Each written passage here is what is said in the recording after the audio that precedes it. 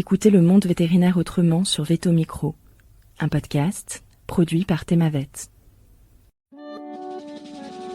Bonjour, je suis Marine Slove, vétérinaire touche-à-tout, journaliste et fondatrice de Thémavet.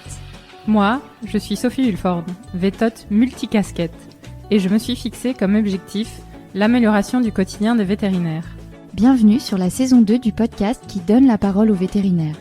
Vous entendrez ici des consoeurs et des confrères, praticiens ou non, raconter leur parcours professionnel, avec leurs réussites, leurs joies, leurs difficultés et leurs échecs aussi parfois. En se confiant sur une tranche de leur existence et en interrogeant leur quotidien professionnel, ils nous démontrent qu'il y a 1000 façons d'être vétérinaire. Nous avons voulu ici nous raconter tels que nous sommes vraiment. Parler de notre rapport au métier bien sûr, mais aussi et avant tout de notre rapport à la vie, à l'animal, à la planète. Ici, pas de tabou, pas de langue de bois et surtout pas de culpabilité. Vous êtes ici chez nous. Mais surtout, vous êtes ici chez vous. Belle écoute! Bonjour à tous et bonjour à toutes. Aujourd'hui, sur Veto Micro, j'accueille vétérinaire et artiste Erwan Créache. Bonjour Erwan. Bonjour Sophie. Alors Erwan, tu es diplômé de Nantes en 1995. Tu es aujourd'hui vétérinaire urgentiste à mi-temps chez Veto Adom en région parisienne. Ton deuxième mi-temps est aujourd'hui consacré principalement à la chanson, mais tu as été aussi acteur, scénariste, metteur en scène, écrivain, notamment d'un célèbre roman récompensé du premier prix littéraire de 30 millions d'amis. On en parlera bien sûr Très de tout célèbre, ça. oui. Très célèbre, voilà. Oui. Tu nous en diras un peu plus, évidemment, si tu veux bien. Et tu m'as parlé aussi dans ta bio, et j'ai du mal à croire que tu aies du temps libre, mais vraisemblablement tu en trouves pour faire de l'escalade et pratiquer du tango argentin. Je pressens un échange passionnant. Merci d'être avec nous, Erwan. Est-ce que tu es prêt ? Je suis prêt. On peut y aller. Parfait. Alors, on va commencer par la question traditionnelle. Pourquoi vétérinaire ? Je me demande encore, je sais pas trop comment c'est arrivé. Évidemment, il y a quelques canards boiteux dans les gens qui rentrent dans la filière, et moi j'en étais un. Il y a une part de hasard quand même assez importante, hein. Bien que j'ai un père médecin, mais c'est le seul léger conditionnement qui m'a amené vers une profession un peu médicale et un peu sérieuse, on va dire. En gros, l'année où il faut choisir, l'année du bac, je changeais un peu d'avis tous les mois. C'était un mois le droit, un mois le commerce ou la diplomatie. Je trouvais ça très beau. Et puis au mois de mai, ça a été, alors c'était pas vétérinaire, c'était ingénieur des eaux et forêts, dont je trouvais l'appellation vraiment magnifique. Et donc voilà, non, complètement coupé de la réalité, je crois. Donc j'ai plutôt choisi ingénieur des eaux et forêts, c'est-à-dire maths sup, maths spé. Et puis un copain qui faisait veto m'a dit fais des photocopies, mais en veto, c'est le même dossier. Ce que j'ai fait, et j'ai pas été pris en maths sup bio, j'ai été pris en veto, et donc voilà, c'est comme ça que je me suis trouvé embarqué dans quelque chose que j'avais vraiment sincèrement absolument pas prévu. Une vision un peu romantique des différentes professions, tu dirais ? Mais oui, tout à fait. Ouais. J'avais dû faire un stage à Ouest France, hein, donc pour la profession de journaliste, qui a posteriori m'aurait bien été, parce que je suis assez curieux, j'aime bien poser des questions et analyser le monde. Après ça s'est délité, et donc j'ai pas.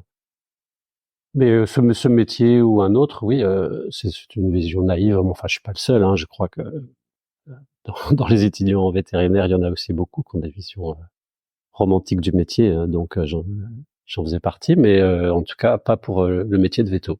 Tu étais attiré par quoi, enfant ? Alors ce qui a dominé, c'était surtout astronaute, hein. Donc j'ai failli me mettre au russe parce que à 10-12 ans, c'était ça le fantasme, hein. Voilà, ce qui prédestinait un petit peu à quelque chose d'un petit peu perché, d'un petit peu lunaire, voilà. Mais absolument pas les professions artistiques, venant d'un petit village, d'un milieu petit bourgeois, d'un environnement sans beaucoup d'imagination, je dirais, pas du tout connecté à un monde, à un univers artistique et à la simple possibilité de le faire ou de l'imaginer une seule seconde, quoi. Et en réfléchissant, tu trouves peut-être des élans de créativité ou ça, pas du tout non plus? Oui, il y a eu en fait, j'ai remarqué plutôt a posteriori que j'ai toujours aimé écrire et que dès qu'il y avait une occasion, je me cassais la tête pour écrire un discours, un poème, une chanson, une parodie. Ah oui, même à l'occasion d'un anniversaire, je sais pas, vers 10 ans, aussi de faire un spectacle, enfin, ce qui arrive à beaucoup d'enfants, mais se dire je vais faire un spectacle pour mes copains, je vais écrire une mise en scène. Ah oui aussi, il y avait un voisin qui avait une caméra et je m'étais dit on va on va faire le tournage des 10 petits nègres, on va jouer les différents rôles. Moi je vais faire réalisateur et bon ça s'est pas fait, hein, évidemment c'était bien trop ambitieux, mais donc il y avait des petites graines comme ça, mais qui trouvaient pas d'écho dans l'environnement. Avis de lecteur aussi? Tu parles des 10 petits nègres de Agatha Christie. Oui, bah oui, oui, lecteur, bah mais je dirais comme un enfant sage qui lit plein de livres, euh, pas par curiosité, qui dévore. Ouais, enfin on est à une autre époque où on dévore des livres quand on est enfant et ado parce qu'on on découvre un imaginaire, aussi parce que on a peut-être peut-être une enfance un tout petit peu ennuyeuse, ou il y a eu l'internat aussi. J'ai fait beaucoup d'années d'internat de 10 à 17 ans, et donc ça prédispose quand même à chercher un imaginaire euh, en soi et dans la lecture, pas dans la télé ni dans le cinéma parce qu'il n'y avait quasiment pas de télé et absolument pas de cinéma, donc ouais, beaucoup de lecture, ouais. Mm. Et certainement pas d'iPhone aussi à l'époque, hein. Je parle pour moi et je pense, je peux parler pour toi aussi. Oui, nous sommes dans les années 80 du XXe siècle. Voilà, Donc exactement. effectivement. Bon, très bien. Et ton parcours étudiant, alors, comment ça se passe? Alors ça se passe que oui, donc je rentre en prépa de façon un petit peu. Alors je pense pas imposteur à ce moment-là parce que je regardais juste les matières bio, maths, physique. Bah je bosse comme un âne en prépa et j'ai la chance. Enfin, il y a une partie de chance de l'avoir dès la première année, ce qui fait que bien que j'étais quand même voilà dans une situation un peu inconfortable d'être là. Enfin non, je visais le concours comme j'essayais d'avoir des bonnes notes avant, comme un bon élève.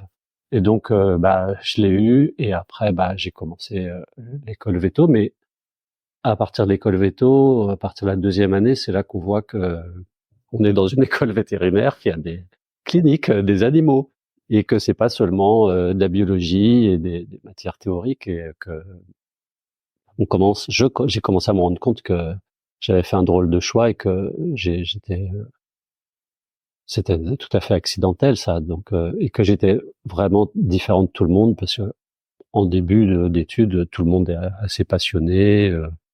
Voilà. Donc, j'ai commencé à sentir que j'étais pas à ma place. J'ai failli arrêter en deuxième année, sauf que j'avais pas d'autres idées toutes prêtes.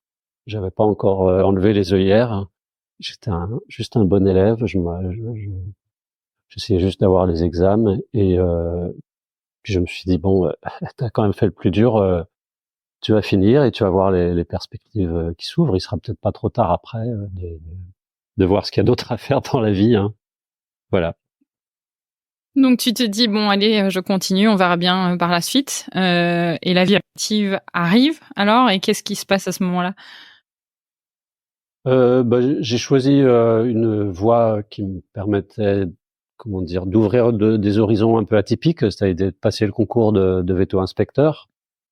Donc ça m'a emmené à Lyon, où il y avait l'école des services vétérinaires, hein, qui est une année très intéressante, hein, en tout cas pour moi, parce que tout à coup c'était du droit pénal, constitutionnel, administratif, des matières nouvelles. que j'ai vraiment beaucoup aimé, mais le problème c'était ce qu'il y avait de mieux dans le métier de veto inspecteur, dans la filière veto inspecteur pour moi, ça a été l'année à l'école des services vétérinaires où pour apprendre c'était vraiment passionnant. Et après Lyon, je suis parti à Bruxelles et j'ai fait mon service civil là-bas. Dans un endroit où je me disais tiens peut-être que je vais trouver des perspectives sympas, et ça a été le comité vétérinaire permanent de la Commission européenne, donc un nouvel univers assez passionnant parce que c'était le moment de la crise de la vache folle en 96-97, et donc il y avait une tension politique, il y avait des rencontres avec des gros enjeux, on croisait des ministres, moi j'étais rédacteur des comptes rendus de réunions du comité vétérinaire permanent avec les États membres. Et donc, je me rappelle que j'assistais aux réunions, puis j'avais le petit panneau France devant moi. Je suis passé à la télé, ma grand-mère m'a vu, c'était c'était rigolo. Voilà, sauf que j'avais évidemment un petit rôle, j'y connaissais absolument rien, je rédigeais juste les comptes rendus, plus un mi-temps aussi à l'ambassade de France, adjoint à l'attaché agricole, ce qui en Belgique quand même, n'est pas un poste vraiment à enjeu, on peut dire. Hein. Il y a un monsieur qui est venu me voir une fois parce qu'il voulait vendre des laisses élastiques pour les chiens en Belgique. Donc il est venu me demander ce que je pensais du marché belge de la laisse élastique. Tu lui as répondu quoi? Je l'ai déçu, hein. Je l'ai beaucoup déçu. Voilà. Non, après, le peu que j'avais appris, c'était quand même le système belge le millefeuille belge pour aller chercher des financements, rencontrer des interlocuteurs. C'est tout ce que j'avais appris depuis que j'étais là en Belgique pour accueillir des gens qui voulaient venir sur le marché belge. Non, l'ambassade de France, c'était vraiment de la figuration. Je faisais des notes de synthèse, voilà, que absolument personne ne lisait. Et voilà. Mais le comité vétérinaire permanent, la crise de la vache folle, je crois qu'il y a eu de la peste porcine aussi à ce moment-là. Il y a eu des épisodes qui faisaient que politiquement, il y avait vraiment match. Et donc, être là au cœur de la fournaise et des discussions, c'était quand même assez passionnant.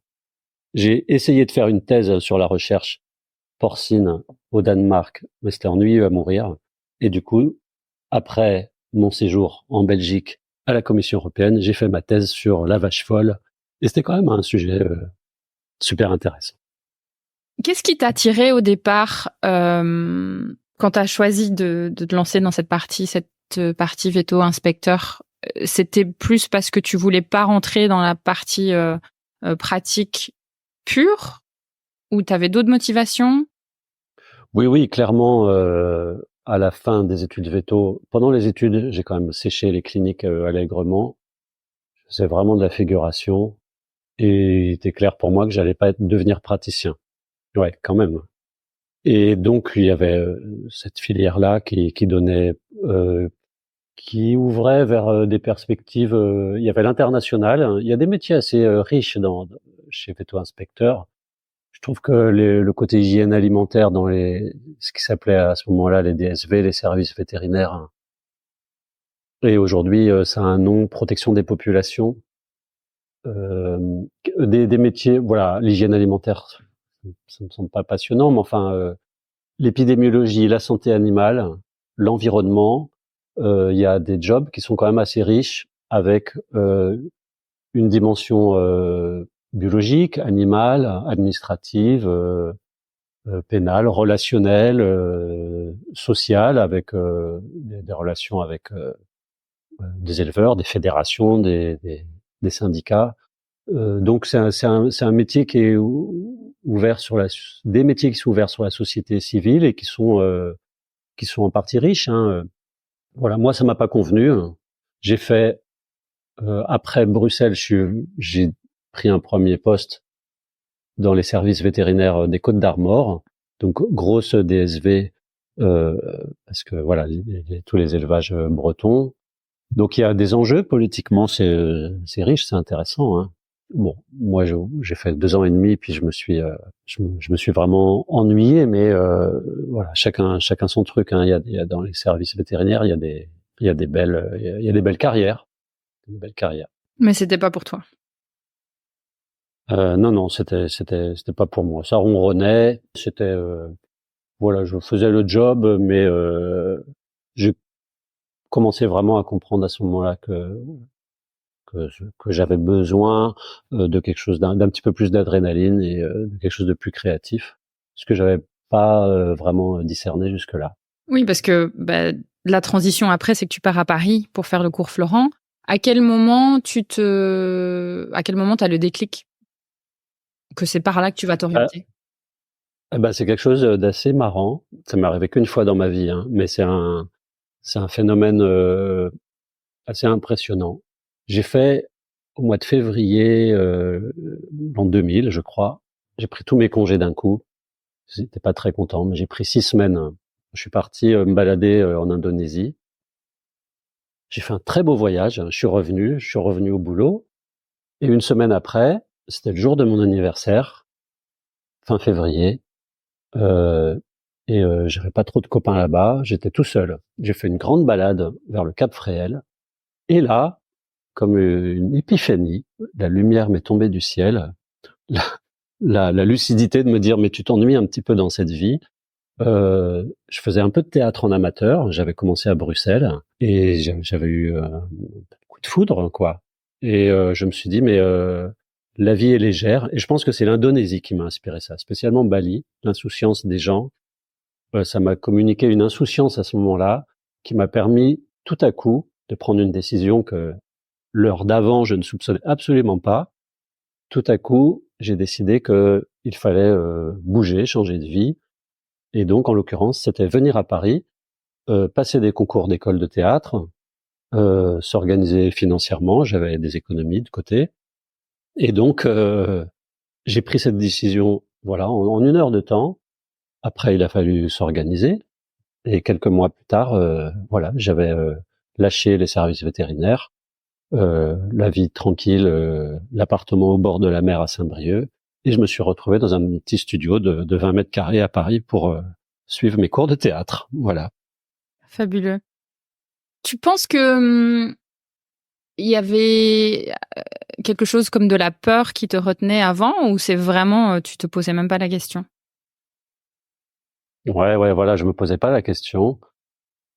Je pense que c'est vraiment les conditionnements de soi-même qu'on ignore. Un jour, on ouvre les yeux sur le fait qu'on vivait un peu étroitement, qu'on soupçonnait pas d'autres univers, d'autres perspectives, et ça peut être le conditionnement, par exemple, de se dire la seule perspective, c'est de se marier, de faire des enfants, la seule bonne perspective, ou de se dire d'avoir un métier sérieux et de pas prendre de risques, de vivre bourgeoisement, ou en l'occurrence, moi, je soupçonnais pas qu'il y ait une vie un peu aventureuse, artistique, créative, qui soit possible pour moi.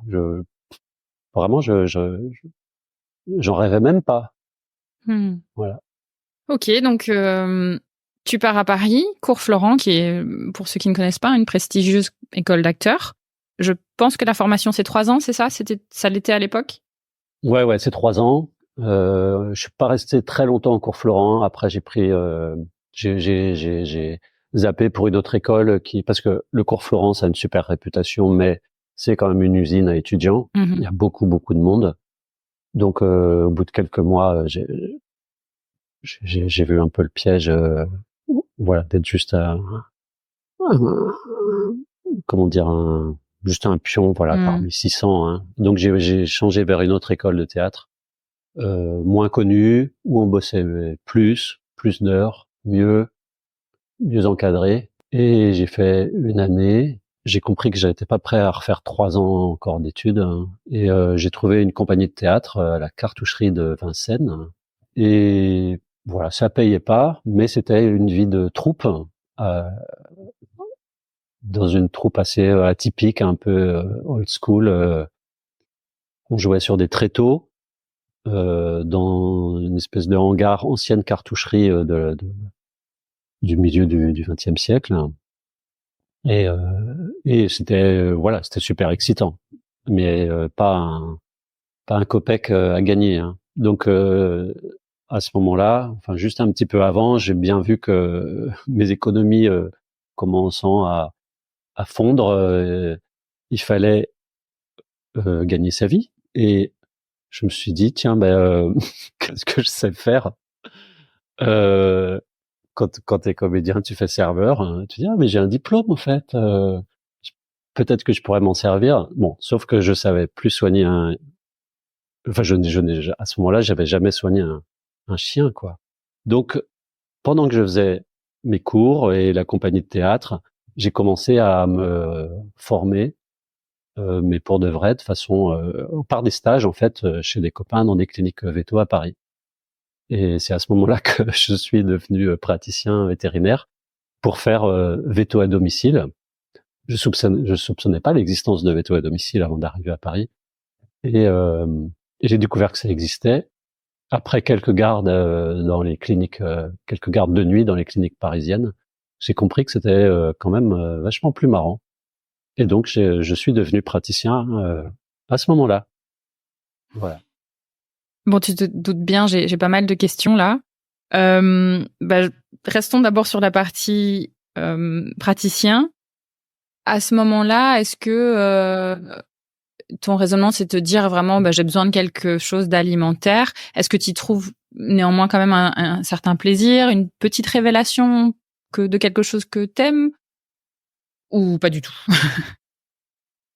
Oui, oui, il y a de la satisfaction à me dire je suis capable de soigner un animal parce que quand tu es dans les services vétérinaires hein, ou je sais pas, ou l'industrie ou dans un labo et que on te pose des questions, ah t'es vétérinaire, mon chien il boite, et que tu sais rien répondre ou presque. Euh, enfin voilà, surtout que j'avais vraiment passé les études sans rien apprendre. Hein, j'étais passé à côté, hein, à part passer les examens. Donc là, enfin, j'avais la satisfaction de me dire ah je sais faire quelque chose de très concret, je sais soigner un animal. Et donc il y a eu une vraie satisfaction à me dire je sais faire quelque chose, de quelque chose d'utile, et en plus de gratifiant parce que vétérinaire à domicile, on est appelé sur des situations d'urgence ou de pseudo-urgence, en tout cas d'un besoin, et les gens expriment très souvent une gratitude qui fait que c'est très voilà, c'est gratifiant ce métier de veto à domicile. Donc oui oui, il y avait une vraie satisfaction à le faire, ouais. Mm. Et puis veto à domicile, j'imagine que ça t'apporte une certaine flexibilité à ce moment-là sur tes horaires. Oui oui, franchement, il y a pas il y a pas mieux, hein.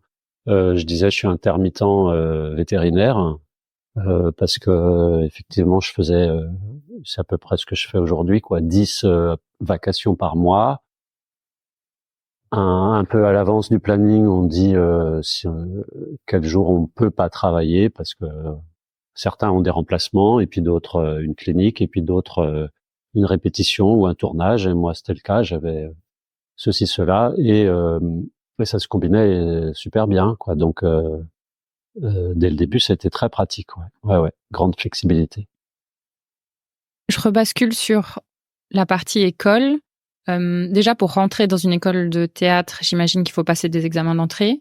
Ouais, Ça se passe comment? Tu ouais, les prépares ah, oui, oui, oui, oui, le printemps de l'année 2000, j'apprends des textes et je viens à Paris dans les écoles de théâtre pour passer des examens, ouais, ouais, et vachement au culot. Enfin, j'ai 27 ans à ce moment-là. Les jeunes qui font ça, ils ont, voilà, 18, 19, 20, ou voire un petit peu plus, hein.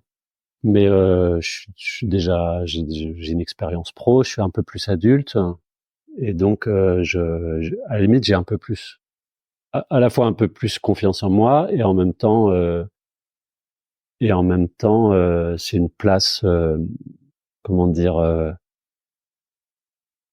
voilà, de toute façon, il y a une question de légitimité parce que tout à coup, je me suis dit tiens, je vais devenir acteur et euh, et tu te retrouves effectivement avec des jeunes hyper motivés, hyper doués qui passent à côté de toi les concours. Mais c'est super excitant, hein. Franchement, l'adrénaline à ce moment-là, ça a été génial. Ce qui est génial, hein, après l'espèce d'épiphanie là que je t'ai raconté tout à l'heure, hein, c'est que je suis arrivé à Paris, mais j'avais vraiment peur de rien. Et toutes les aventures qui arrivaient comme ça, c'était des aventures, des expériences. J'en vivais que la partie la plus excitante. Donc les concours, bah, je me suis un peu cassé la gueule, mais le cours Florence, c'est pas le concours le plus difficile, hein. Donc je suis rentré assez facilement. Après après ben faut être modeste, hein, parce que le théâtre c'était assez nouveau pour moi. J'étais pas de nature hyper extravertie, donc voilà, j'ai appris sur moi et je suis monté sur scène pour apprendre sur moi aussi, pour me confronter. J'entends presque une joie de l'imprévisible dans le début de ton parcours. Ouais, c'est vrai, ouais. Et le fait est que j'avais cette espèce cette vraie insouciance qui me vient, à mon avis, de ce beau voyage en Indonésie. Et donc, quoi qu'il arrive, c'était juste des aventures. Et, euh, et l'imprévisible, ouais, c'est ça qui est chouette. Quand on arrive comme ça, tout frais, tout innocent, c'est que toute aventure qui se présente, elle est bonne à prendre. Ce qui n'est pas le cas 10 ans plus tard, 20 ans plus tard. Voilà, j'essaye de me reconnecter à cette insouciance de temps en temps parce que c'est comme ça qu'on va vers de l'imprévu effectivement et que l'imprévu bah ça donne des belles aventures quoi. Et cette cartoucherie de Vincent, tu parles de vie de troupe. C'est quoi une vie de troupe? C'était quoi une semaine type par exemple pour toi? Bah c'était une troupe où on avait la particularité de se retrouver très tôt le matin. On commençait à 8h. Il y avait ce qu'on appelle des chantiers, c'est-à-dire qu'on est dans un hangar, c'est des ex-hangars, hein. Les travaux, comme à la Troupe du Soleil, ont permis de faire il y a 5 théâtres qui sont là dans la cartoucherie de Vincennes, hein, au milieu des bois, qui sont des théâtres, les 5 sont très beaux, mais il y a plein de travaux à faire, hein. Et donc le matin, on est en bleu de travail et on est dans le bois, on est dans le nettoyage, on est dans les tournevis et tout ça. Enfin, on fait du bricolage, quoi, pour entretenir le théâtre. Un magnifique théâtre. La troupe, c'était la troupe de l'Épée de Bois. Et c'est un théâtre qui est tout en bois, deux salles, dont le sol de l'un est fait de petits cubes de bois. Enfin, et il y a des boiseries magnifiques. Enfin, c'est un endroit incroyable. Complètement hors du temps, tenu par une espèce de moine qui était bolivien, je crois, Diaz Florian. Et ouais, un petit côté un peu gourou avec que des jeunes comme moi prêts à tout pour avoir une vie de troupe. Donc le matin, les chantiers, le midi, on mange tous ensemble une grande tablée. Il y a des cuisines, il y a tout ce qu'il faut, il y a un restaurant. L'après-midi, on répète. Et on se voit tous les jours. Et moi, j'enchaîne. La nuit, je peux avoir travaillé. Et le matin, je suis à 8h complètement défoncé pour venir faire les chantiers. Mais aucun problème, quoi. Voilà, tout ça est très excitant, ouais. Et ça dure combien de temps cette période-là? Bah, en fait, avec la troupe, ça a duré seulement 6 mois. Okay. Parce que bon, c'est comme dans la troupe du Soleil, hein, la troupe du théâtre du Soleil, il y a une c'est pas que bisounours, il y a aussi une lutte pour qui aura tel rôle, qui est éjecté. Et moi, un peu plus tard, j'ai été éjecté, j'ai joué une pièce et puis après j'ai été éjecté en fait. Et donc je pouvais rester parce que l'avenir n'était pas écrit, quoi, hein. Il pouvait toujours y avoir une chance que je sois repêché et vivre quand même la vie de troupe. Mais moi, j'ai quitté à ce moment-là pour. Qu'est-ce que je me suis dit à ce moment-là? Je crois que j'ai commencé à écrire parce que je me disais que être comédien quand même. Je ramais pas mal sur voilà la souplesse qu'il faut avoir pour être sur scène et passer d'un tempérament à un autre. Je pense que j'avais quand même du mal à sortir de mon tempérament, et donc j'ai commencé à écrire. J'ai commencé à faire un stage comme assistant mise en scène sur un Don Juan, et puis j'ai commencé aussi à regarder les tournages, ça m'intéressait. J'ai fait un peu de régie sur les tournages, et puis à écrire une pièce de théâtre. Voilà, je m'étais dit que j'étais pas forcément taillé pour être comédien, ce qui était assez un fantasme, mais par contre, j'aimais bien écrire, j'avais des choses à dire, et être moteur, c'est-à-dire être auteur, metteur en scène, et pousser un projet, essayer de trouver des théâtres, ça me ressemblait beaucoup plus. Donc voilà, donc je suis parti de cette troupe, et j'ai commencé un autre chemin à ce moment-là. Oui, donc t'aimes bien cette partie un peu gestion de projet, multicasquette. Ouais. J'ai monté la compagnie de théâtre. Alors la compagnie, c'est une association avec 2 amis, trésorier, président, enfin comme toutes les associations. Et puis j'ai trouvé 2 comédiens professionnels que j'avais croisés sur une autre mise en scène. Je leur ai proposé. J'avais encore un peu d'économie, j'ai cassé ma tirelire, et puis j'étais producteur, donc voilà, un peu de compta, un peu d'administratif, un peu de mise en scène, l'écriture de la pièce, démarcher les théâtres. J'ai mis 1 an à peu près à trouver un théâtre qui voulait bien de nous, et puis on a joué au théâtre de Ménilmontant, c'était en 2006, la première fois. Et oui, ça m'allait. La place de porteur de projet, ouais, m'excitait beaucoup, ouais. Et tu t'intéressais déjà au cinéma à ce moment-là, ou c'est venu après? Ouais, à ce moment-là, ça se chevauche. Je fais un petit peu de théâtre, et puis en même temps, je découvre aussi les tournages, parce que c'est des aventures aussi. Même si on est régisseur au début, voilà, l'énergie des tournages, enfin, se retrouver sur un tournage à un petit boulot, ça suffit à être une aventure pour moi. Surtout que j'ai monté les marches entre guillemets un petit peu vite, quoi, d'être assistant, puis après régisseur principal, et puis après second assistant, puis après premier, et donc d'abord sur un court, et puis après sur un long métrage, parce que ça s'est fait comme ça en fait, hein. Donc rapidement il y a eu des responsabilités super excitantes, et je me suis retrouvé premier assistant sur un long métrage, et ce que je savais pas, enfin j'avais pas encore assez d'expérience, mais toujours dans la quête de challenge, j'ai pris ce job, j'ai bien morflé, parce que quand t'es premier assistant, tu gères les équipes, la déco, les machinaux, les électros, qui sont souvent des vieux routards et des vieux roublards, et tu dois gérer, quoi. Et voilà, j'étais quand même très frais, donc baptême du feu. Mais voilà, grand souvenir de long métrage. Voilà. Tu découvres les joies du management. Bah oui, en fait, un peu ça, ouais, sachant que voilà, comme dans d'autres milieux, t'arrives manager, mais t'as pas les compétences, et t'as pas appris, et donc tu fais au mieux. Tu fais comme tu peux. Ouais. Ouais. Et à quel moment, parce que tu cofondes ta propre société de production qui s'appelle Overlap Films, à quel moment ça arrive, ça? Alors je crois que c'est 2008, donc voilà, 2006 et 2007, je suis beaucoup sur ma pièce de théâtre avec la compagnie, et je mets de l'argent. Ça marche pas trop mal dans Paris, mais il n'y a pas d'achat, donc enfin il n'y a pas de vente, hein, c'est-à-dire qu'elle part pas en tournée, et donc financièrement c'est quand même compliqué. Et je me dis que le milieu du théâtre est un milieu de galériens, et qu'il faut vraiment une foi.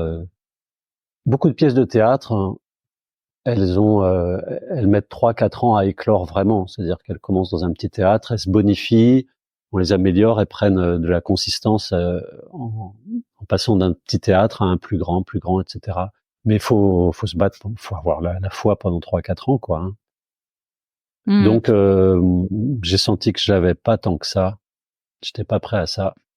Et par contre, sur les tournages, je croisais un réalisateur iranien, franco-iranien, qui était en train d'écrire son premier long métrage, qui devait se réaliser en Iran. Et par sympathie, amitié, je lui dis je te file un coup de main sur l'écriture si tu veux. Au départ, c'était juste parce que son français n'était pas top, quoi. Et puis c'est devenu un peu coécriture du scénario. Puis au bout d'un moment, on s'est dit mais on monte la boîte, on commence la recherche de financement, quoi. Après, on trouvera des vrais producteurs. Et donc, sans rien y connaître, on a monté une boîte de prod.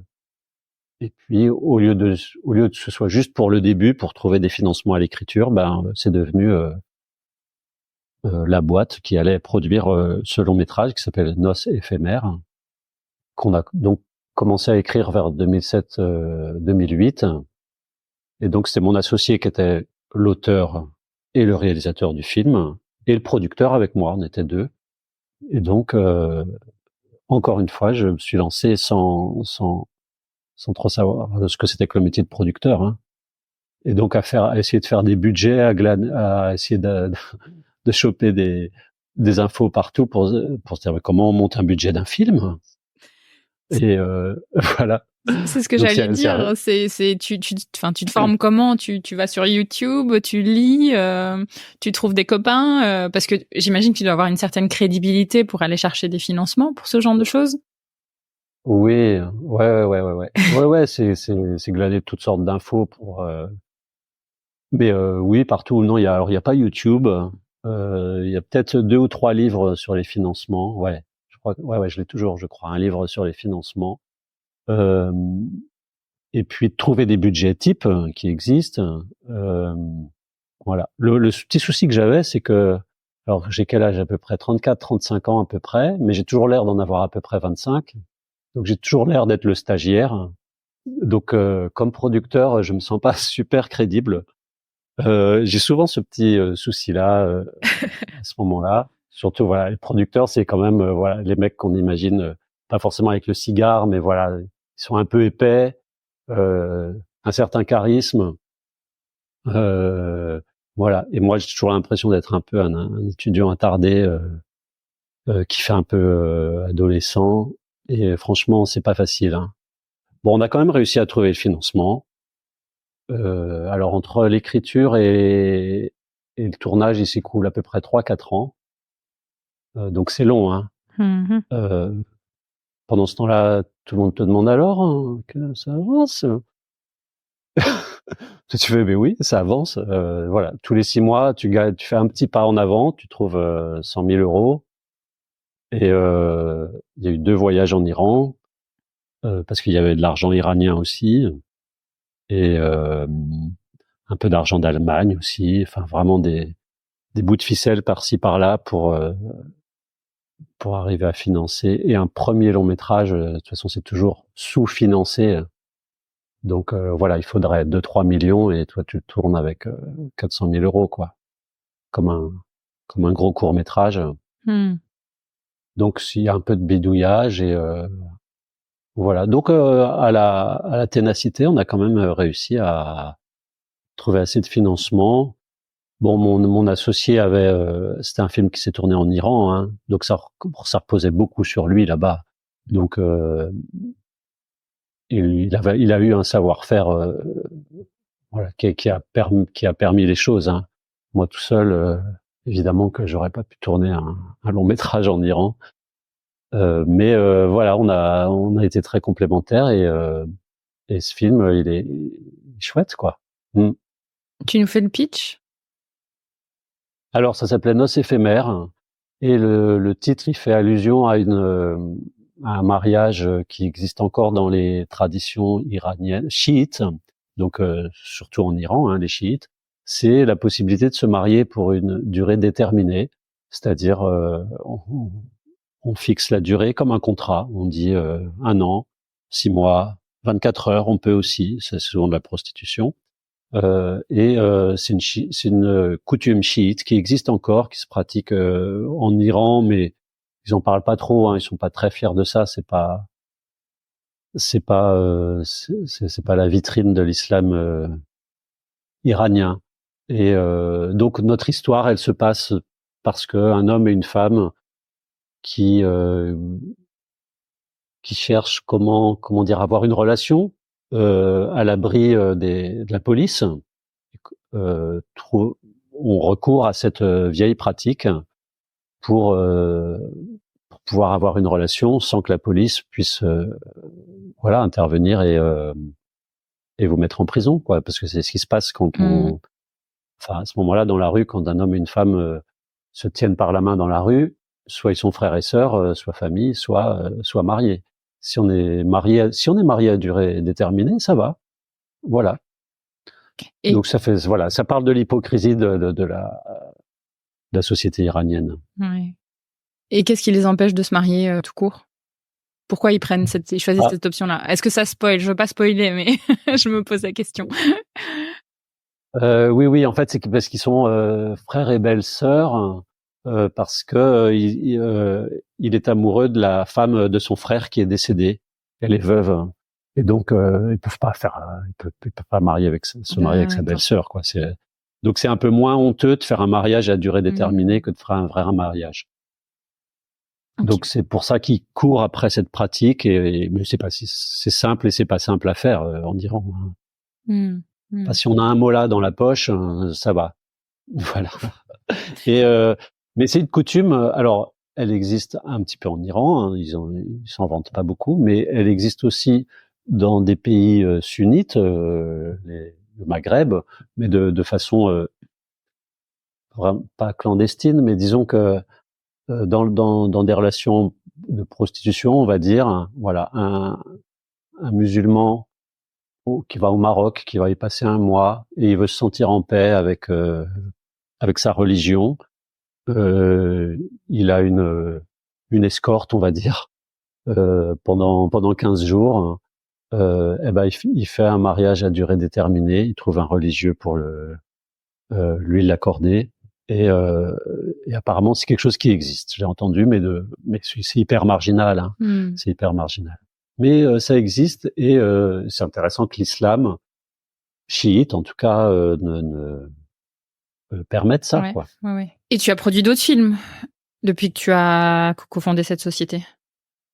Il y a eu surtout un documentaire qui a été fait entre France et Burkina Faso, avec une réalisatrice du Burkina Faso, qui a été aussi une sacrée aventure parce qu'elle vivait là-bas et qu'elle avait le projet de venir faire un film en France sur l'immigration. Ce film s'appelait Paris mon paradis, et ça a été une aventure de 3-4 ans aussi, écrire, la faire venir, la faire subsister en France, trouver les financements, tourner, tout ça bien compliqué.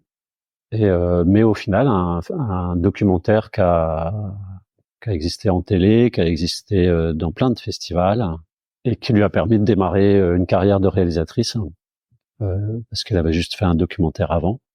Et donc, une sacrée aventure aussi, ouais. Et c'est à chaque fois le fruit d'une rencontre fortuite, ou tu es démarché, ou c'est toi qui démarches? En fait, dès que tu es étiqueté comme producteur, tu reçois des scénarios, et effectivement, ça peut commencer comme ça. Hein. Et voilà, il se trouve que cette réalisatrice, ça a été une rencontre fortuite. Voilà, pour te dire, voilà, on a une petite histoire. Et puis, mais vraiment brève. Et après, on a eu une relation professionnelle, et ça a duré 3-4 ans. Et voilà, donc c'est une rencontre humaine, ouais. Et recevoir un scénario et se dire ce scénario est génial, j'ai envie de le produire. J'avais pas assez de disponibilité d'esprit pour le faire. Enfin, faut du personnel. Hein. Pour recevoir des scénarios et faire vraiment le métier de producteur. Et quand t'es débutant, bah, t'es tellement happé par ce que tu fais déjà que parce que voilà, tu bosses comme un chien hein, pour essayer de financer un film. Et donc j'avais pas assez de hauteur hein, pour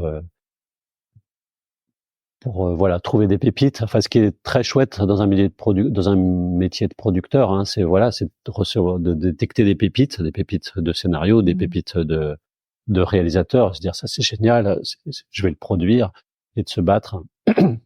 Enfin, j'ai eu ce sentiment avec cette réalisatrice, voilà, parce qu'au-delà de la rencontre humaine, elle avait une chouette idée qui m'a séduit tout de suite, qui était de dire, elle disait je veux faire un film que je veux montrer en Afrique, qui dise on fait rêver sur l'Europe et la France, tout le monde veut venir.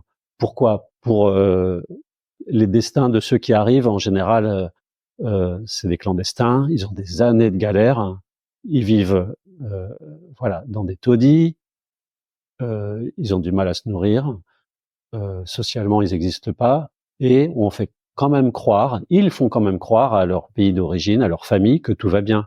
Et donc s'entretient le mythe d'une immigration, d'une grande réussite, quoi. Alors que la galère de ces gens, elle est terrible, quoi.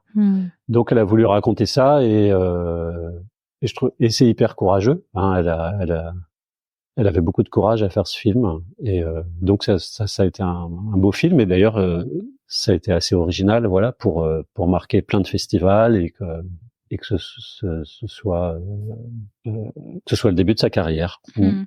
Maintenant, elle participe voilà, maintenant elle est jurée dans des festivals. Alors, elle galère toujours, hein, comme n'importe quel réalisateur qui fait du documentaire. Hein. Vouloir vivre du documentaire, du film documentaire, c'est héroïque. Hein. Donc les deux réalisateurs avec qui j'ai travaillé, voilà, ils ont pas fait intouchable. Hein, ils sont toujours à batailler pour finir les fins de mois. Hein. Ce côté documentaire d'auteur, ça c'était vraiment ce que tu voulais faire. Ou est-ce que tu fais toujours, je pense? Ou aujourd'hui c'est en arrêt, en pause? Oui, ouais. La prod, en fait, ça m'a usé aussi. Hein. Les deux projets, ils m'ont usé au bout d'un moment. Après qu'ils soient sortis, et comme en même temps j'avais commencé à écrire, j'avais commencé à écrire mon premier livre. C'est à ce moment-là que ma vie était bien remplie. Je faisais veto, je faisais producteur et pour meubler le temps libre, j'écrivais un livre. Et donc j'ai écrit Carnivore domestique à ce moment-là et c'est sorti en 2011. Ce recueil de nouvelles qui parlait de fiction d'un vétérinaire de nuit et ça a pas mal marché, ça a eu un prix, ça a eu des débouchés, des suites sur scène. Et donc, je me suis dit, je vais écrire un deuxième livre après. Et j'ai arrêté la prod à ce moment-là parce que je trouvais que j'étais pas assez businessman et que vouloir produire des films difficiles, parce que c'était des films difficiles, des films d'auteur, hein, pas des comédies grand public. Il faut aussi une foi, voilà, sans faille, quoi. Hein. Et j'avoue que je l'avais pas. J'ai senti que je l'avais pas. Voilà. Cette aventure littéraire qui commence, comment tu la vis à ce moment-là? Ce prix, par exemple, est-ce que tu t'y attendais? Les retours, comment ça se passe tout ça? Ah oui. Bah ça se passe encore une fois. C'est que ce n'est que du labeur tout ça. C'est bien de le dire. C'est bien de le dire. Bah oui, on soupçonne pas trop ça quand on voit les réussites des gens. Ce livre a été une réussite, mais bon, j'ai mis, j'ai écrit, mettons, une première version en une année. J'ai démarché les éditeurs pendant 1 an ou 2, je crois. Je pense que j'ai à peu près 100 lettres de refus. C'est-à-dire que je l'ai envoyé 100 fois. Il n'a pas été pris. Ensuite, c'est par l'intermédiaire d'une amie qui me présente un petit éditeur qui fait ouais, ok, ça a l'air pas mal. Allez, je t'édite. Miracle, il est édité chez un tout petit éditeur.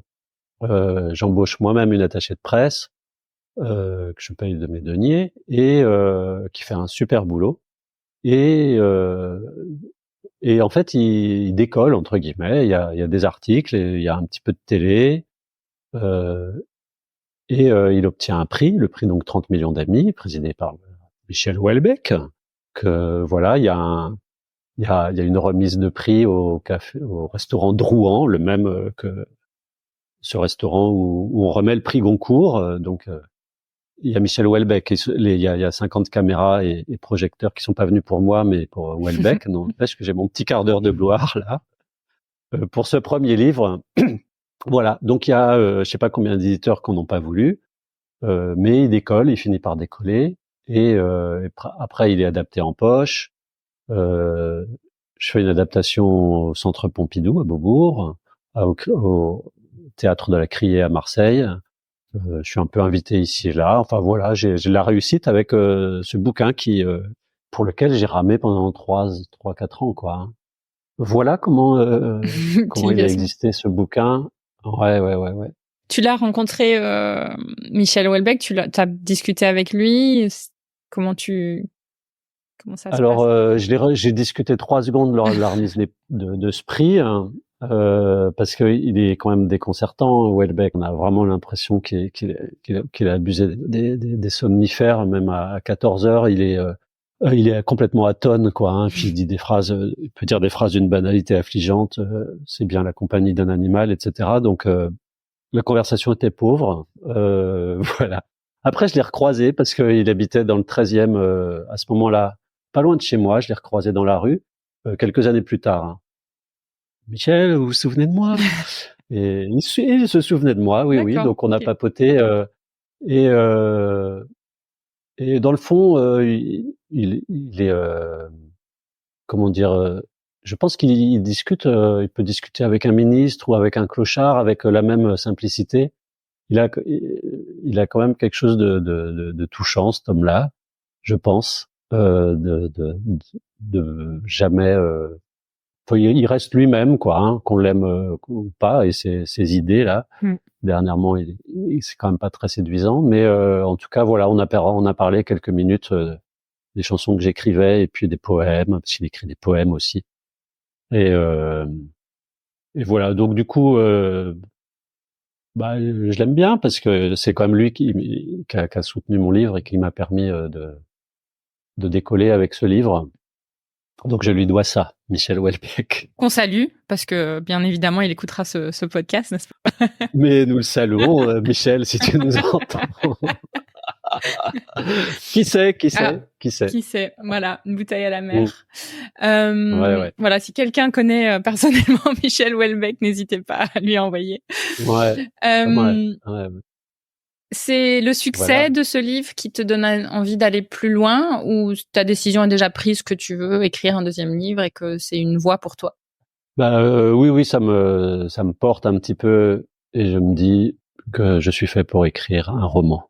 Alors, je me lance dans un roman, et le roman, j'ai pas encore le sujet, mais je me dis que comme le premier, je parle quelque chose que je connais, un peu atypique. C'est ça qui a fait marcher ce livre, hein. Le deuxième, je vais faire pareil, et je me dis qu'est-ce que je connais? Les rouages du monde du cinéma, les petits métiers, les coulisses, etc.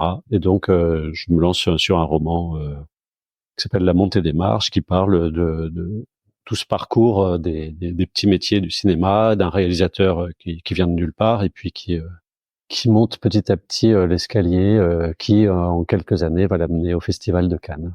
Voilà. Très chouette. Et tu es édité à la même maison ou pas encore, ou tu sais pas? Non. Bah non, c'est trop facile. Ah. Non. Déjà, je mets 4 ans à l'écrire. Après, je me dis ça va parce que j'ai le premier à marcher, ça va être moins dur. Mais pas du tout. Donc, il se fait encore refuser, je sais pas combien de fois. Plomb l'accepte à moitié. Ils me font faire des modifs 3 fois, puis finalement ils le refusent. Voilà, de temps en temps, il y a plein de faux espoirs, et puis j'ai galéré, mais peut-être pire que pour le premier, quoi. Et donc pendant 2 ans ou 3 ans, pour chercher l'éditeur, le retravailler. Rien que d'y penser, c'est fatigant. Et donc, mais c'est un petit éditeur du sud de la France qui me prend finalement, et donc il sort, je sais plus. Ah bah si, il sort pendant le Covid. Et la promo que j'ai aussi embauché une attachée de presse. On avait misé le festival de Cannes qui a été annulé cette année-là. On avait misé sur le festival de Cannes pour faire la promo, des signatures, des trucs, des interviews. Et donc, je pense que ça a contribué à ce qu'il marche beaucoup moins bien. Alors, j'ai probablement très peu de connaissances à ce niveau-là, mais je peux imaginer qu'il y a un enjeu d'alignement des planètes beaucoup dans la littérature de manière générale. Oui, effectivement. Hein. On peut se dire pourquoi il a pas marché ce bouquin, mais enfin, en fait, faut se dire pourquoi cet autre bouquin a marché. En fait, c'est plutôt ça, parce que les planètes s'alignent effectivement et que ça arrive pas souvent. Il y a bien des génies méconnus qui n'ont pas vu leur planète alignée et qui restent dans l'ombre. Hein. Il y en a. Hein. Je suis pas en train de dire, mais tu peux. Voilà voilà. Mais mon deuxième, peut-être qu'il est bien, j'en sais rien. Il a eu de critiques assassines, mais il a pas trouvé ni le public ni la presse. Donc nous ne saurons jamais. Enfin, peut-être en posthume, peut-être qu'on le redécouvrira. Voilà. Bah, si tous les auditeurs de Veto Micro veulent bien lire La montée des marches et nous faire un retour. Faites un effort. Voilà.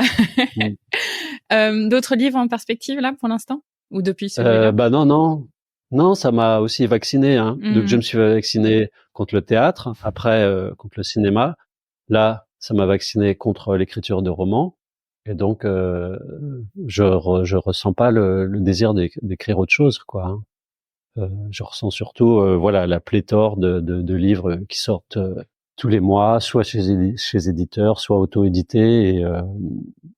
Et donc, non, justement, après le roman, je me suis dit, ça va, quoi. Non, puis la solitude de l'écrivain, n'est-ce pas? Ça a été long. Donc, je vais encore changer de braquet. Je me suis dit, je vais écrire des chansons. Et donc, je me vois pas réécrire un roman. Mais par contre, les chansons, écoute, j'ai commencé à écrire des chansons après le roman, vers 2018. J'avais pas prévu de chanter. J'ai une amie avec une jolie voix qui faisait l'interprète. Puis elle est partie en Thaïlande. Alors c'était plus compliqué. Je me suis dit je vais me mettre à aller chanter. Donc j'ai fait ça quelques années en faisant des clips. Parce que les clips c'est très marrant à faire. Voilà. Mais chanter, j'ai pas trouvé ma couleur, je pense. Techniquement, j'ai pas trouvé non plus ma voix. Et donc VOX. Et donc depuis quelque temps, j'ai décidé de me consacrer vraiment à l'écriture des chansons et à les proposer à des artistes que j'aime. Donc j'ai commencé comme ça depuis peu. Encore un nouveau virage, quoi. C'est toi qui les démarches? Comment ça se passe? Tu les contactes, tu leur envoies un mail, un message, tu les appelles? Si t'as un 06, oui. dès 06, je veux bien. Hein. Ouais. Non, c'est encore un univers où c'est des châteaux forts. Hein, mais comme pour les financements, comme pour trouver les éditeurs, pour trouver tous les gens qui sont hyper sollicités. Donc ça répond pas aux messages j'ai pas trop le carnet d'adresses. Ouais. J'ai des petites entrées, donc j'essaye de les activer en ce moment. Après, ça dépend du calendrier de chacun. Hein. Faut que ça tombe bien dans leur sortie d'album ou leur tournée, qu'ils soient un peu en recherche de textes, qu'ils écrivent pas eux-mêmes leurs textes. Donc pour l'instant, c'est en cours. Il y a des chemins qui s'ouvrent, mais ça prend du temps en fait. Puis surtout, faut être un petit peu reconnu. Faut déjà avoir pour qu'ils fassent un petit peu attention à ce que tu écris. Que ce soit les chanteurs, les directeurs artistiques, les managers, faut déjà que tu aies une petite aura et et voilà, comme un CV quoi en fait. Si tu viens de nulle part, c'est pas évident comme toujours, hein. Et donc c'est vrai, encore des contacts, et donc c'est voilà, j'y travaille en ce moment. T'aurais envie d'écrire pour qui, par exemple? Je sais pas si t'as le droit de le dire ou t'as envie de le dire. Ouais, ouais, il y a une chanteuse que j'aime beaucoup, c'est Lazara. Lazara, si tu nous écoutes. Encore une. Voilà, Camélia Jordana, plutôt des chanteuses femmes parce que j'ai écrit des chansons plutôt femmes. J'ai une chanson qui serait parfaite pour Benjamin Biolay aussi, ce jeune artiste en devenir. Mais c'est pour une chanson, c'est-à-dire que pour telle chanson tu peux penser à tel artiste. Donc j'ai une de mes chansons qui s'appelle Jeune âge. Elle est pour Benjamin Biolay. Il y a une chanson qui s'appelle Je m'aime. Elle est pour Lazara ou peut-être Camélia Jordana. Une chanson qui s'appelle Le Prince Charmant. Je pensais à des jeunes chanteuses parce qu'elle parle du mythe du Prince Charmant. Louane, Emma Peters. Voilà, c'est des gens que je démarche en ce moment, quoi. Et ça se passe dans quel ordre? Tu écris la chanson et c'est en écrivant la chanson que tu penses à l'interprète, ou tu penses à l'interprète et tu commences à écrire la chanson? Bah pour l'instant, j'écrivais sans penser à l'interprète, mais ce qui se fait, c'est d'écrire pour quelqu'un, oui. Après, t'écris pour quelqu'un, puis en fait, ça finit chez quelqu'un d'autre, hein. Mais au départ, c'est bien d'écrire pour quelqu'un, et surtout que la personne se sente. Si tu lui dis j'ai écrit cette chanson en pensant à vous, ça aide, ouais. Enfin, c'est une question de désir, hein. C'est aussi une rencontre, quoi, hein. C'est pas juste des mots qu'on aime ou qu'on n'aime pas. Et donc ouais, donc les interprètes, ils ont les auteurs qu'ils aiment, enfin avec qui ils sont en confiance en fait. Oui. Je perçois ça, oui, dans ce que tu dis. Les chansons que t'as citées, je pense qu'elles sont toutes sur ta page YouTube, il me semble. Mais comme nos auditeurs ne t'auront pas encore forcément découvert, est-ce que tu peux nous dire de quoi elles parlent, tes chansons? Ouais, j'aime beaucoup parler des relations hommes-femmes, hein. En fait, c'est ça qui ressort, hein. Donc, il y a des chansons qui sont vraiment dans l'émotion, donc des histoires un peu d'amour et de rupture, comme Jeune âge et d'autres vraiment humoristiques, hein. Donc, changement de registre, il y a Je préfère les chieuses, La maison du cunilingus, et qui est presque une chanson paillarde. Oui. Et une autre, ah oui, L'air de la castratrice, voilà, qui est aussi un personnage de castratrice marrante, quoi. Mais voilà, la pièce de théâtre que j'avais écrite il y a 15 ans, elle s'appelait Si j'étais un homme. Elle parlait de l'identité masculine, hein, et je constate que voilà, 15 ans après, j'aime encore parler du sujet homme-femme, identité, masculin, féminin, genre. Ça me passionne toujours. Je crois que c'est pour la vie. Est-ce que tu penses que tu es encore sur un chapitre de ta vie où les chansons, tu penses, ça peut aussi s'arrêter et qu'il y a quelque chose d'autre qui t'attend derrière? Ou tu laisses, voilà, tu verras bien, imprévisible. Ouais, tu te poses la question aussi pour les chapitres de ta vie? Tout à fait. Non, maintenant, je suis assez confiante que ce sera toute ma vie comme ça. Ouais, franchement, je sais pas. Du coup, j'ai arrêté d'essayer de répondre à cette question. Je sais pas. En fait, j'aimerais bien que ça dure. En fait, là, je me suis dit, j'ai jamais toutes mes chapitres créatifs. J'ai jamais vraiment bossé pour l'argent pour que ça marche. J'en ai gagné un petit peu parfois, mais franchement, c'était pas très commercial. Et là, en écrivant, je me dis, je démarche des chanteuses qui marchent, et j'ai envie de gagner un petit peu d'argent et que ça marche et que ça me ressemble. Je pense que ça me ressemble vraiment d'écrire des chansons, et que peut-être que je suis sur un plateau un petit peu plus long et un peu plus stable que les autres expériences passées, quoi. Voilà.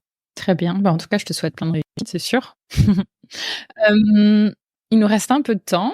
Est-ce que tu nous parles de ton temps libre d'escalade et de tango argentin? En ce moment, ça compte pas mal l'escalade parce que en ce moment, je suis moins actif. Il y a toujours quelques gardes, il y a toujours un peu d'écriture, un peu de démarche, mais je suis plus à mon rythme.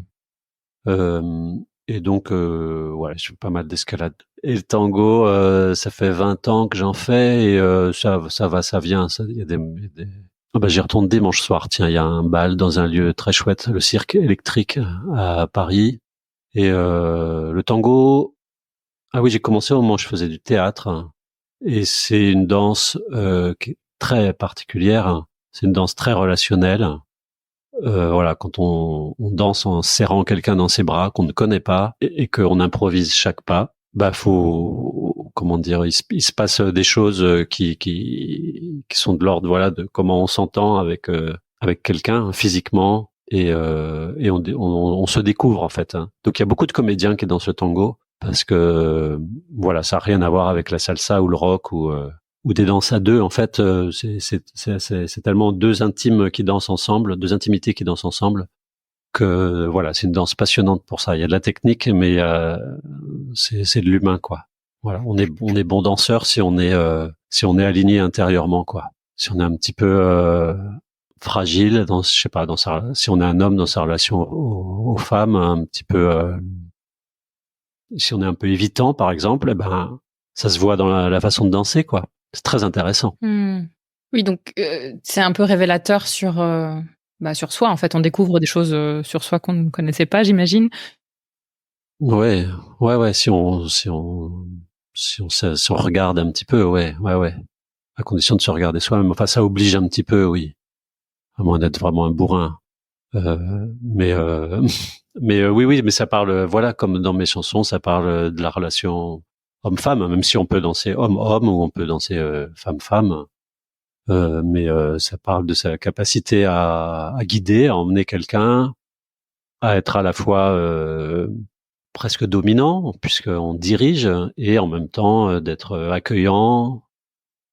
Voilà, ça c'est en tant qu'homme ou en tant que guideur hein, dans la danse qu'on découvre si on est à l'aise dans le fait de guider quelqu'un ou si c'est compliqué quoi. Hein. Et mais ça saute tellement aux yeux. Dès qu'on sait un peu danser, on regarde les autres danser. Et en fait, c'est comme si on était tous à poil, quoi. C'est c'est hyper intéressant. Et ça n'existe pas avec le rock ou la salsa, ça a rien à voir. Voilà, donc c'est hyper intéressant le tango, quoi. On devrait mettre du tango argentin en coaching dans les cliniques vétérinaires. Ça pourrait être sympa. Bah oui, hein, ouais. C'est comme les cours d'empathie là qu'on commençait à l'école, les cours de danse et en particulier du tango, ouais, comme exercice d'interaction à l'autre. Révélateur de personnalité. Ah ouais. Bah, je reboucle du coup sur la partie vétérinaire de ta profession. Qu'est-ce que toutes ces choses que tu as faites au long de ta carrière, est-ce que ça a nourri la partie vétérinaire, ton quotidien, enfin tes gardes, ton boulot chez Veto Adom? Oui, c'est difficile de dire comment, mais ce qui est marrant à observer, c'est comment on sort de ce métier pour faire autre chose. On y revient. Enfin, c'est par la création, mais ça peut être par autre chose. Hein. On revient et humainement, surtout à domicile, hein, où l'humain est vraiment plus important, je pense, où on se rend compte qu'on n'a pas la même interaction aux autres. Alors dire comment, c'est peut-être la patience d'écouter les gens et de faire un peu plus attention à ce qu'ils sont, parce que vraiment ça c'est prégnant dans les visites à domicile. Je sais pas si on se rend compte à quel point c'est différent quand on dans la clinique et dans l'appartement des gens, et émotionnellement pour les gens. Quelle différence tu fais, toi? C'est que je pense qu'il y a quelque chose qui se passe quand on ouvre la porte d'un appartement. À mon avis, j'ai pas fait beaucoup de cliniques, mais ça se passe pas pareil. Hein.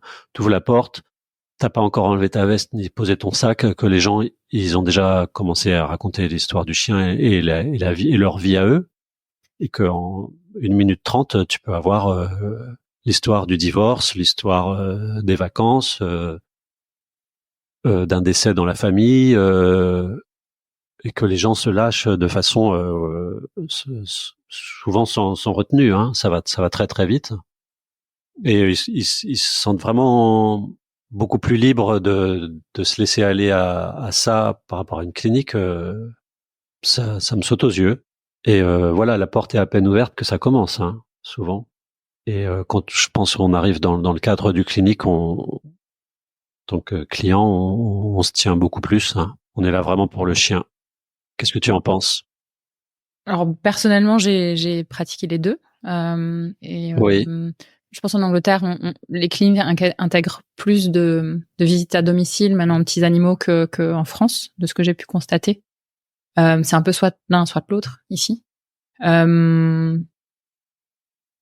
J'imagine que c'est la sécurité de la maison qui permet ça, et le caractère moins intimidant d'aller chez le vétérinaire.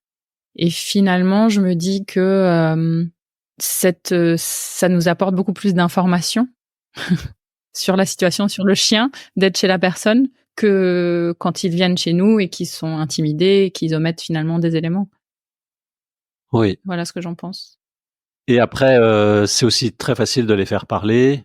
Et voilà, si on s'intéresse un petit peu à eux, de voir leur contexte, de les faire parler alors soit du médical, hein, de chercher des infos sur les plantes qu'il y a ou le mode de vie qu'ils ont, pour l'intérêt médical que ça a, ou pour le côté personnel, parce que tu te sens qu'ils ont une vie étonnante et que tu es aussi curieux de les faire parler un petit peu et de partager un petit moment, quoi. Ça s'y prête beaucoup plus, il me semble. Et donc, tu bosses encore combien de temps là? T'es toujours sur tes horaires de 10-12 jours par mois? Je fais 10 vacations par mois. Donc ça me fait un petit mi-temps, quoi. Et le reste du temps, t'écris des chansons et tu démarches. Et tu escalades Ouais. et tu tangotes. Et d'autres choses, mais je vais pas tout dire. Ma question allait être justement, est-ce que par rapport à tout ce qu'on s'est dit, tout ce que tu nous as raconté, est-ce qu'il y a des choses que tu aimerais rajouter? Non, parce qu'on a un peu abordé tout. Non, on n'a pas tout abordé, c'est pas vrai. Mais dans les questions que tu avais envoyées, qui précédaient l'interview, il y avait si on avait un conseil à donner aux jeunes, en fait. Oui, bah c'est la question que je pose oralement, donc je t'en prie. Ça allait être ma question de après. Ah Donc, oui, oui, oui. avec plaisir, si tu veux y répondre. Ah oui, oui, oui.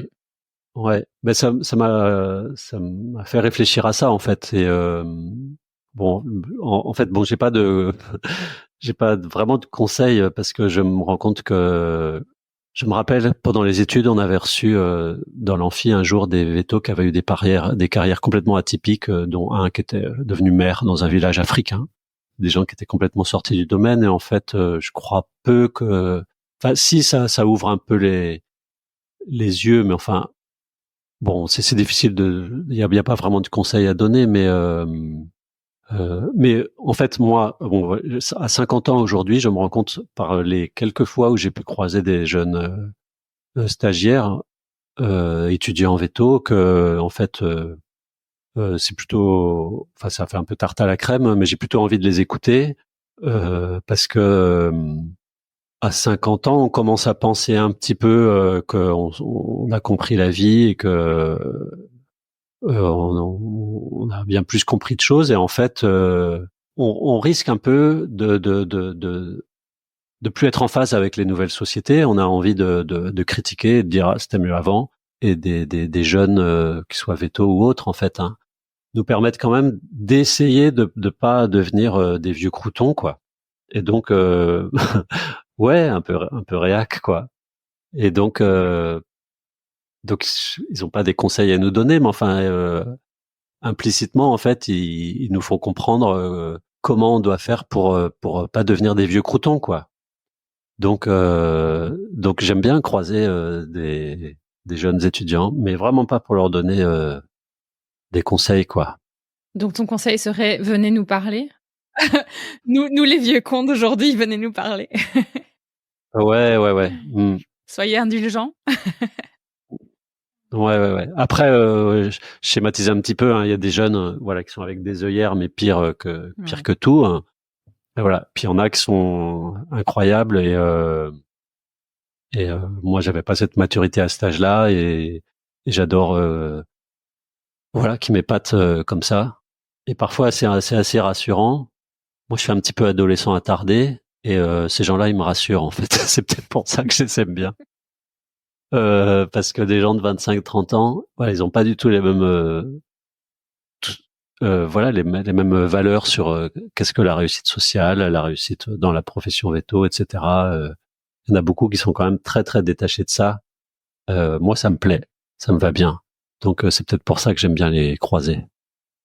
Donc du coup, je te repose la question, est-ce que tu aimerais rajouter quelque chose? Merci pour ces conseils, déjà.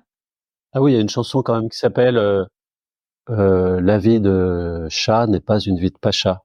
C'est mon titre, ma chanson vétérinaire. Hein.